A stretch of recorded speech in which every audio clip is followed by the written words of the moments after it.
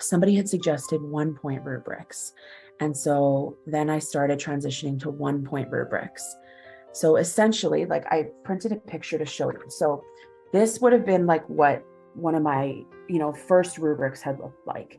I have the 1, 2, 3, 4, the very clear descriptions, and it was all laid out. And I would go through and I would highlight where they fell and maybe add, a little bit of feedback on the paper on the bottom. But it would be like, this is the grade. I gave you the grade, we're done here, right? And then switching to 1 point rubrics started me adding more feedback to assessment, because a 1 point rubric looks more like this. So you have the criterion along the side.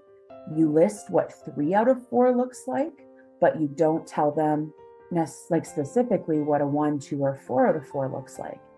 So when I started using these rubrics, high achievers hated me.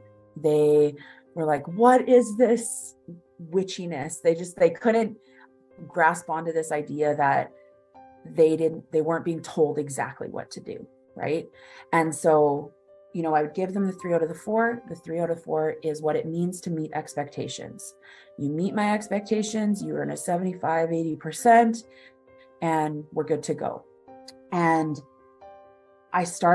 what I started noticing was that students who wanted that 4 out of 4, were able to start looking at assignments in a way that allowed them to bring themselves into the work.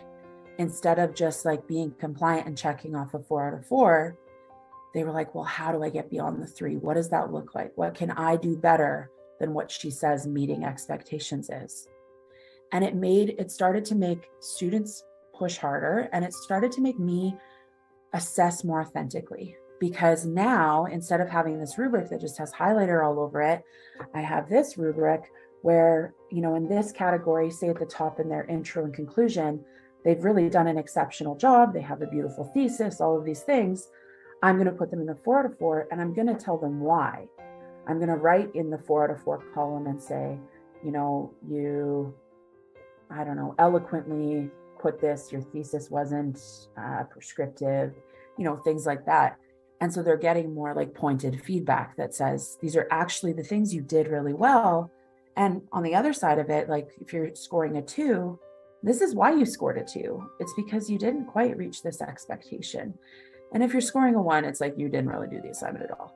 So, I moved into transitioning into using these kind of rubrics.